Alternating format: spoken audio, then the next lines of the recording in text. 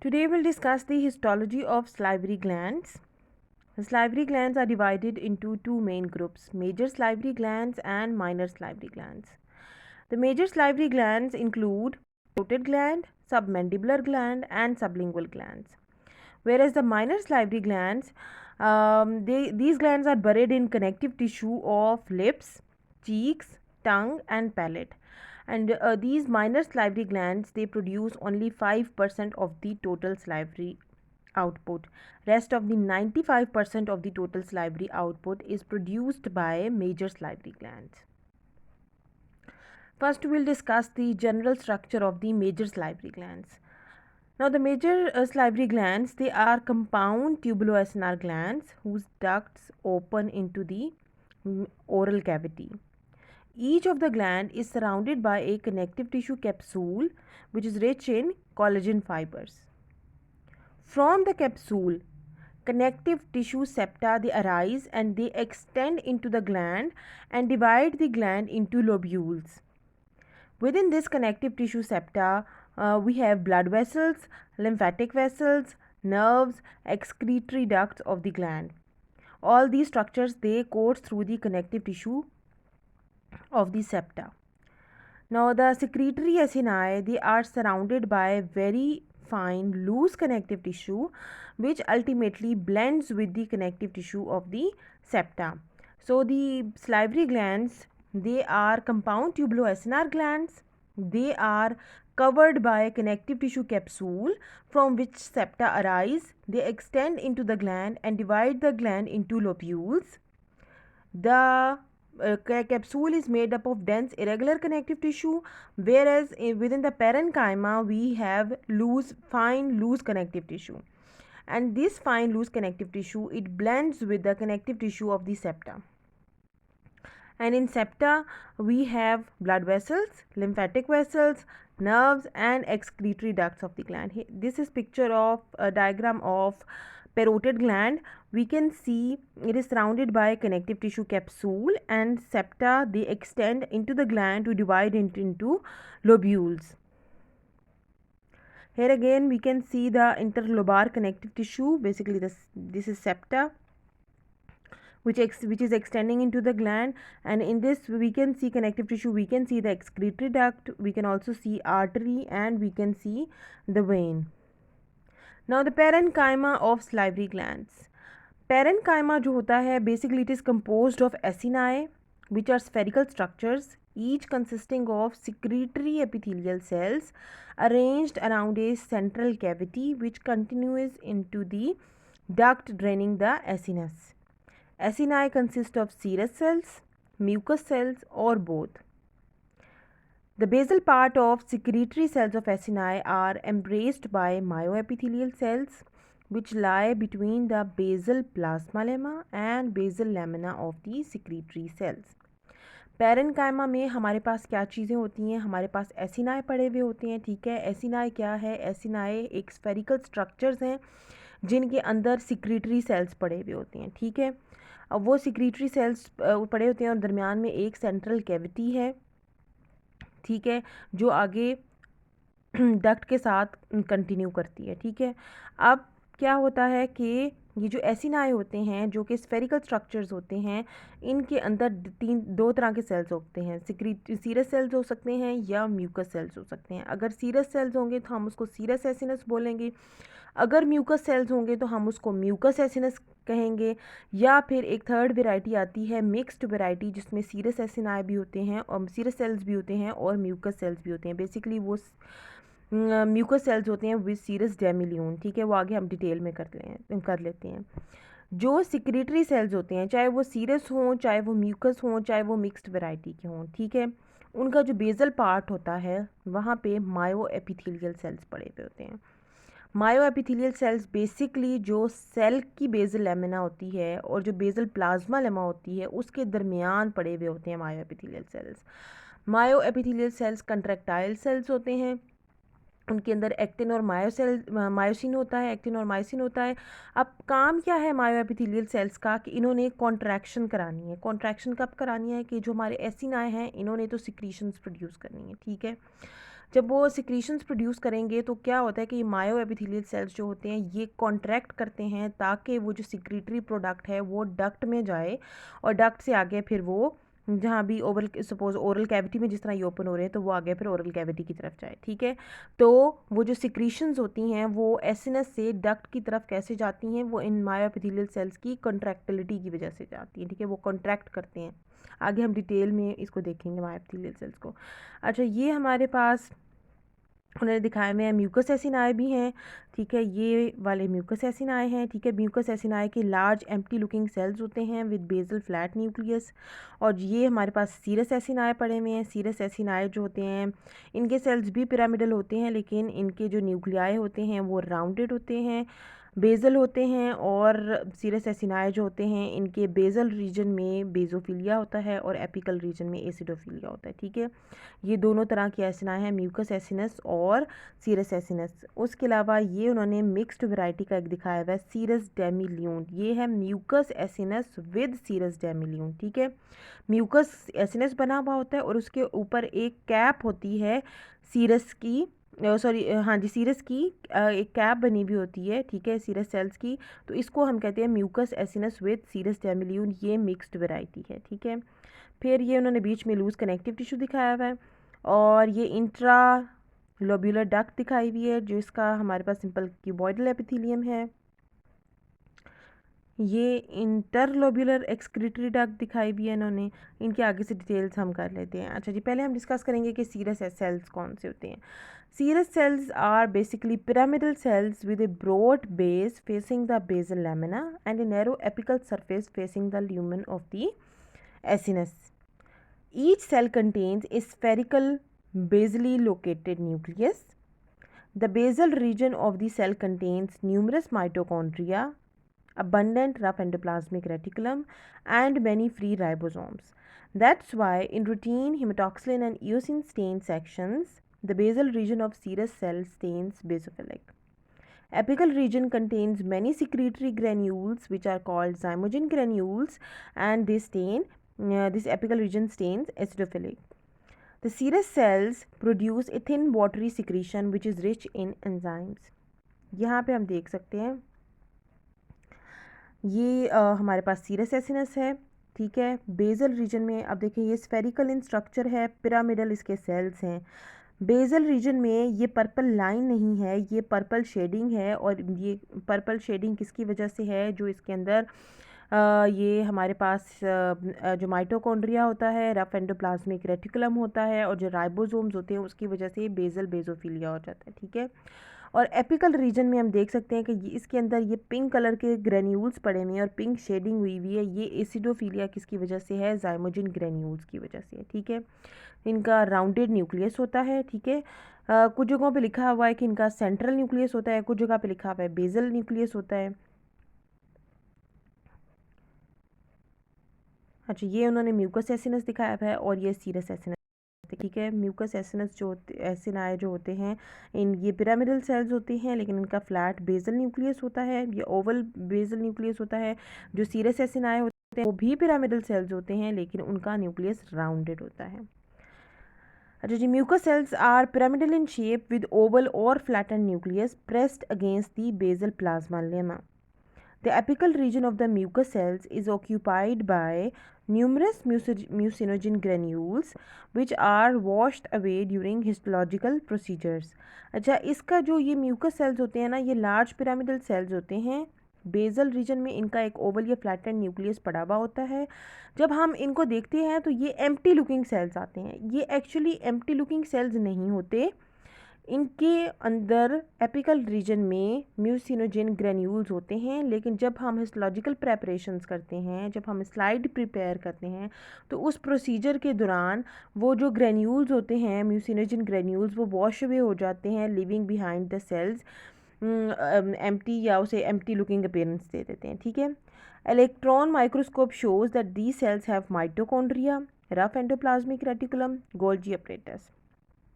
These cells secrete mucin, which is strongly hydrophilic glycoprotein material, and upon contact with water, it is converted into mucus. अच्छा, यहाँ पे हम देख सकते हैं म्यूकस एसिनस को कि इसके लार्ज पिरामिडल सेल्स हैं और इनका जो है वो न्यूक्लियस है वो ओवल या बेसल फ्लैटेड न्यूक्लियस है।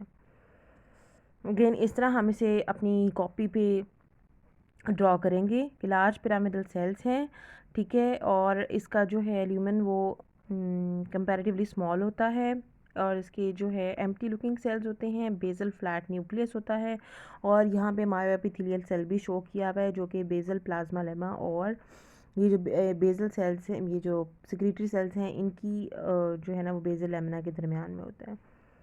अच्छा, myoepithelial cells are found between the basal lamina and basal plasma lamina of the serous or mucous cells forming secretory end pieces, that is acinotubules. These cells also underlie the cells of intercalated ducts of the salivary glands. Each myoepithelial cell has a body and many long processes that envelop secretory cells. एक body होती है इसकी, ठीक है, और बहुत सारी long processes होती हैं। बॉडी के अंदर न्यूक्लियस होता है और स्मॉल नंबर ऑफ ऑर्गेनेलीज, ठीक है, and it also contains A small number of organelles. Whereas जो इसकी सेल प्रोसेसेस होती हैं उसके अंदर एक्टिन और मायोसिन होता है, ठीक है। The cells are contractile cells and their contractions push the secretory product towards the excretory duct, ठीक है, पहले भी ये बात हो चुकी है। अच्छा, दोबारा से देख लेते हैं कि जो मायोएपिथेलियल सेल्स होते हैं वो कहाँ पे पड़े हुए होते हैं, वो बेसल लेमिना और basal plasma lamina of the serous और म्यूकस सेल्स, ठीक है, वहाँ पे ये पड़े हुए होते हैं उनके दरमियान में, और ये सिक्रीटरी एंड पीसीस बनाते हैं। मायोएपिथेलियल सेल्स का स्ट्रक्चर क्या है कि एक बॉडी है और लॉन्ग प्रोसेसेस हैं। बॉडी में हमारे पास न्यूक्लियस होता है और एक स्मॉल नंबर ऑफ ऑर्गेनेलीज होती हैं और जो इसकी प्रोसेसेस हैं उसके अंदर एक्टिन और मायोसिन होता है, जिसकी वजह से इन सेल्स को हम कॉन्ट्रैक्टाइल सेल्स भी कहते हैं। और इन क्या करते हैं ये कि इनकी कॉन्ट्रैक्शंस की वजह से जो सिक्रीटरी प्रोडक्ट्स होती हैं वो पुश होती हैं टुवर्ड्स दी एक्सक्रीटरी डक्ट। अब बात करते हैं duct system of salivary glands की। 3 तरह की डक्ट्स होती हैं स्लाइवरी ग्लैंड्स में, intercalated ducts, striated ducts and excretory ducts. यहाँ पे हम देख सकते हैं ये हमारे एसिनार सेल्स हैं, ठीक है। एसिनस के अंदर मायोएपिथेलियल सेल्स भी शो हुए में हैं, ठीक है। वहाँ पे जब हमने मायोएपिथेलियल सेल्स किए थे तो वहाँ पहले हमने ये बात पढ़ी थी कि ये जो एसिनाई को भी लाइन करते हैं, प्लस ये इंटरकैलेटेड डक्ट्स जो हैं उनके भी वहाँ पे भी ये पड़े हुए होते हैं, ठीक है। तो यहाँ पे देख सकते हैं कि जो हमारे मायोएपिथेलियल सेल्स हैं वो एसिनार सेल्स के भी इधर एसिनस के गिर्द भी पड़े हुए हैं, ठीक है, और जो इंटरकलेटेड डक्ट्स में भी हैं, ठीक है। ये हमारी इंटरकलेटेड डक्ट है और आगे हमारी स्ट्राइएटेड डक्ट है, ठीक है। इंटरकलेटेड डक्ट्स जो होती हैं इनका सिंपल क्यूबॉइडल एपिथेलियम होता है। यहाँ पे इन्होंने शो किया हुआ है इंटरकलेटेड डक्ट का simple cuboidal epithelium. They have small diameter and are lined by simple cuboidal epithelium. These cells have the capability to divide and differentiate into secretory cells and ductal cells. These glands are considerably long in parotid and submandibular gland but very short in sublingual glands. दूसरी हमारे पास आई striated ducts. जो striated ducts होती हैं, जो intercalated ducts होती हैं वो striated ducts में ओपन करती हैं और जो स्ट्राइएटेड डक्ट्स जो होती हैं वो क्या करती हैं वो आगे से एक्सक्रीटरी डक्ट्स में ओपन होती हैं। अच्छा, striated ducts are lined by single layer of low columnar cells. Cytoplasm of these cells stains intensely with eosine and shows basal striations. The nucleus of duct cells occupy a central position within the cell rather than basal. The intercalated and striated ducts lie within the lobules and therefore these two ducts are regarded to be as intralobular ducts. यहाँ पे हम देखते हैं ये हमारी striated ducts हैं। Striated ducts जो हैं और ये इंटरकलेटेड डक्ट्स, ये दोनों हमारी इंट्रालोब्यूलर डक्ट्स होती हैं। यहाँ पे अगेन उन्होंने स्ट्राइएटेड डक्ट दिखाई हुई है, ठीक है। स्ट्राइएटेड डक्ट का लो कलमनर एपिथेलियम है और इसका एपिथेलियम बेसल नहीं होता, सेंट्रल होता है, ठीक है। फिर आगे हमारी एक्सक्रीटरी डक्ट्स। अब striated ducts from each lobule they converge and drain into interlobular ducts that lie in the connective tissue septa which separates the adjacent lobules. तो जो पहले हमने बात की थी कि कनेक्टिव टिश्यू कवर कर रहा होता है, ठीक है, पूरे ग्लैंड को कनेक्टिव टिश्यू से सेप्टा राइज करते हैं और लोब्यूल्स में डिवाइड कर देते हैं, ठीक है। वो जो लोब्यूल्स होते हैं, वो मतलब लोब्यूल्स होते हैं, ठीक है। हर लोब्यूल के अंदर दो तरह की डक्ट्स होती हैं, स्ट्राइएटेड डक्ट्स और इंटरकलेटेड डक्ट्स। उनको हम इंट्रालोब्यूलर डक्ट्स कहते हैं। अब वो जो इंटरकलेटेड होती हैं वो स्ट्राइएटेड में ओपन होंगी, और स्ट्राइएटेड जो होती हैं वो कन्वर्ज करती हैं और वो आगे से ओपन होती हैं इंटरलोब्यूलर डक्ट्स में। मतलब जो दो लोब्यूल्स के दरमियान में डक्ट पड़ी हुई है वो इंटरलोब्यूलर डक्ट होगी, ठीक है। इंटरलोब्यूलर डक्ट सेप्टा के अंदर पड़ी हुई होती है, ठीक है।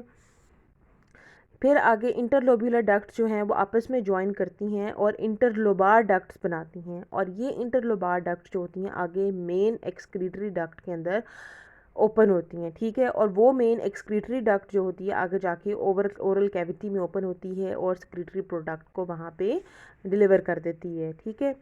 The interlobular, interlobar and main excretory ducts, they are called, these are all purely excretory ducts. That is, they serve as simple conduits and do not modify the secretory product following them. यहाँ पे उन्होंने अब excretory duct भी दिखाई हुई है, ठीक है। बाकी इंटरकलेटेड डक्ट भी शो की हुई है उन्होंने यहाँ पे, और सीरस एसिनाए हैं, बाकी आर्टरी है, एक गैंग्लियन सेल भी पड़ा हुआ है। अब interlobular ducts are lined by simple cuboidal epithelium. Interlobar ducts are lined by pseudostratified columnar epithelium, whereas the main duct of salivary glands is lined by stratified columnar epithelium that changes into stratified squamous non-keratinized variety near its opening into the oral cavity. Interlobular का simple cuboidal epithelium है, interlobar का pseudo stratified epithelium है, और जो main excretory duct का है उसका stratified columnar epithelium है। अब आगे जी parotid gland. Parotid gland is largest salivary gland but it produces only 30% of the saliva. 60% of the saliva is produced by submandibular gland. अच्छा, लार्जेस्ट सलाइवरी ग्लैंड है, 30% saliva produce करता है। It is compound tubuloacinar gland of purely serous variety. तीनों glands में फ़र्क क्या है, उनके एसिनाई का फ़र्क है कि वो कौन सी वेराइटी से बिलोंग करते हैं। तो जो पेरोटिड ग्लैंड है it is purely serous gland, ठीक है। It is covered by a well-developed connective tissue capsule from which numerous septa pass into the gland substance to divide into lobes and lobules. These septa carry ducts, nerves, blood vessels and lymphatic vessels. Parenchyma of the parotid gland consists only of serous acini. ये हमारे पास microscopic picture है उसकी parotid gland की, ठीक है। इसके अंदर हमें ये कनेक्टिव टिश्यू सेप्टा भी नज़र आ रहे हैं, इंटरलोब्यूलर कनेक्टिव टिश्यू, ठीक है। स्ट्राइएटेड डक्ट्स भी नज़र आ रही हैं। फिर हमें दूसरी ये जो है इंटरकलेटेड डक्ट्स भी नज़र आ रही हैं, और बाकी हमें सीरस एसिनाई भी नज़र आ रहे हैं। प्योरली सीरस है, इसमें सिर्फ सीरस एसिनाई होंगे, ठीक है। Intercalated ducts are long, striated ducts are large and conspicuous. Adipose tissue is also present in the gland substance and its amount increases after the age of 40 years. Secretory product parotid gland की होती है amylase. दूसरी हमारे पास दूसरी type का gland आया जी submandibular gland. Submandibular gland is compound tubuloacinar gland of mixed variety, ठीक है। सीरस एसिनाई भी होते हैं और म्यूकस एसिनाई भी होते हैं, लेकिन प्रीडोमिनेंटली सीरस है। 90% इसके जो एसिनाई हैं वो सीरस एसिनाई हैं और 10% सिर्फ जो हैं वो म्यूकस एंड पीसेस है, ठीक है। अब इसमें एक फिर बीच में सिर्फ ये नहीं कि सिर्फ सीरस और एसिनाई हैं, बल्कि जो म्यूकस ये जो सेल्स हैं विद सीरस डेमिल्यून्स वो भी प्रेजेंट होते हैं, ठीक है। Some of the mucous end pieces bear caps of serous cells called serous demileunes that exhibit a crescentic shaped appearance in the histological sections. Intercalated ducts are narrow and short. Striated ducts are longer than those of parotid and sublingual glands. Connective tissue capsule of submandibular gland is also well developed and sends in septa that divide the gland substance into lobes and lobules.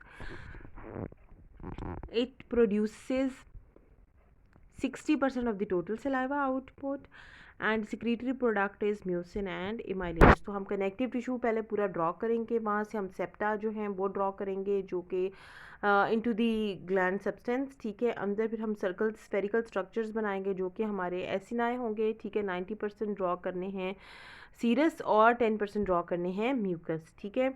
उसके बाद फिर ducts draw करनी है, striated और intercalated ducts draw करनी है, और फिर जो सेप्टा है उसके अंदर इंटरलोब्यूलर डक्ट ड्रॉ करनी है, ठीक है। अब ये हमारे पास माइक्रोस्कोपिक पिक्चर है सबमैंडिबुलर ग्लैंड की।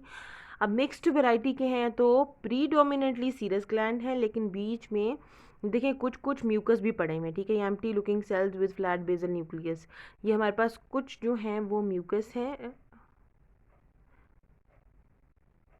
बाकी जो हैं वो सीरस हैं।